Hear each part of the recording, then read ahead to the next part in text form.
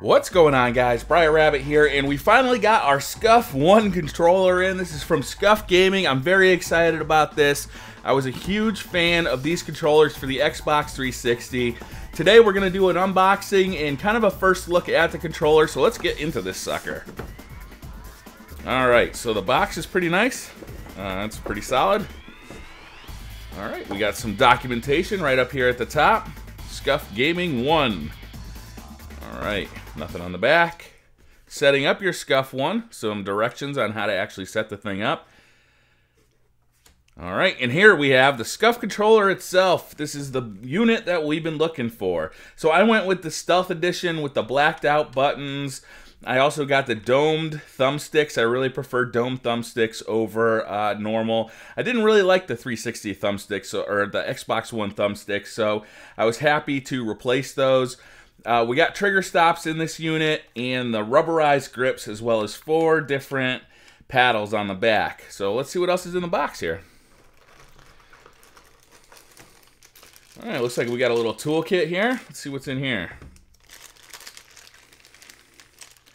Got a, whoa, that is a very, very tiny hex key.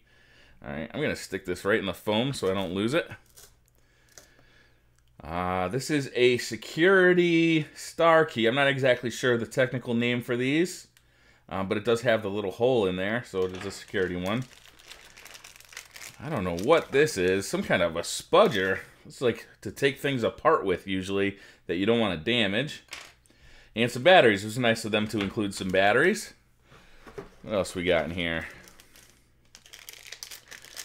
Alright, we got some more instructions. The Scuf Mag Key contains a powerful neodymium magnet. Okay. Don't eat it. Alright, and it comes on this kind of little strap here. I don't know why you want it on a strap. But what this does is you stick it to the back of your controller, and it allows you to remap your paddles to be any button on the face of the controller.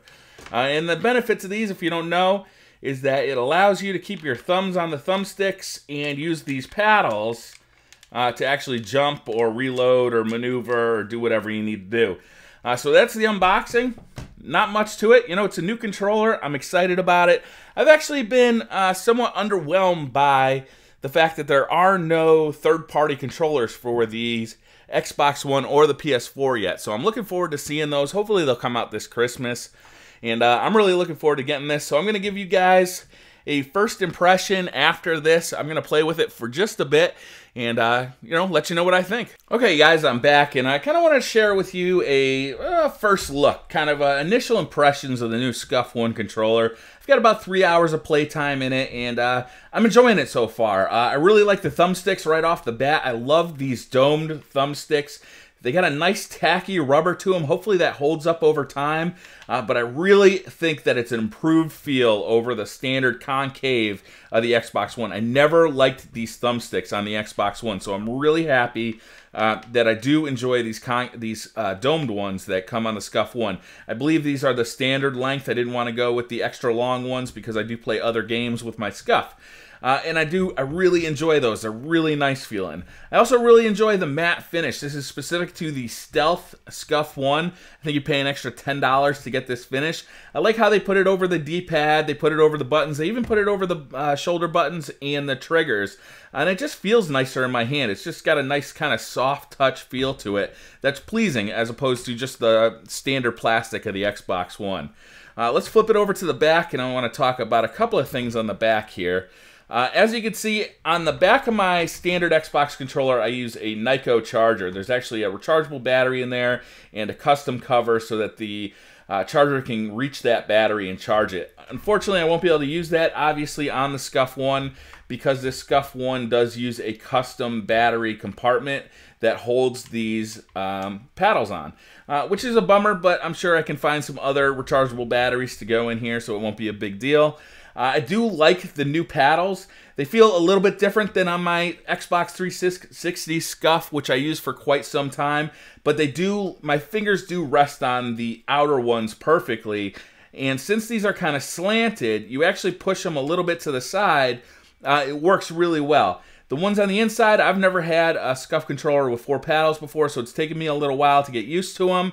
But it's not much of a reach. It's pretty easy for my fingers to get over there. I don't have big hands, so it's not a big problem, and I'm happy about that. I do want to talk about this grip. This is the Scuf grip. I really like this grip. It feels nice in my hand. It's kind of a rubberized finish. I wouldn't say it's soft, but it feels, I don't know, softer than just standard plastic. I do like that. Let me show you guys how to change the trigger stops. It's a little bit weird. I don't think I like it right off the bat. So you actually have to pull that thing in. You stick this little spudger tool that they give you, and let's see if I can get it off. You really got to kind of rip it off. I don't love that. It's kind of a pain in the neck. It's a little weird to do that to a brand new controller. But basically you're just pulling this whole panel off, and this gray area here is the trigger stop mechanism. So you can adjust it using this screw. You can actually remove it using this screw. It's nice that it's all inside the older Scuf. Let me see if I got an older Scuf here. Here's my older Scuf for the 360. As you can see, the trigger stop mechanism is all external. It uses these little screws here and these little screws on the top to adjust that. And I didn't love the way they did that. I love the effect that it had, but at least I didn't take apart the controller to adjust it. So over time, I may or may not like that. Wait for my full review, and I'll let you know. I will be doing a full review on this controller once I have a couple of weeks in with it. And then you just kind of snap all this back together once you're done adjusting it. And that's it. Overall, I'm pretty happy with it so far. I will be doing a full review in a week or two once I have some major gaming time under my belt with it. That way I kind of experience what I like, what I don't like about it. My guess is with the trigger stops is that I'll kind of set those once for Call of Duty and then kind of forget about it. It is nice that they are removable. You don't have to leave them in all the time if you play a lot of games with your Scuf.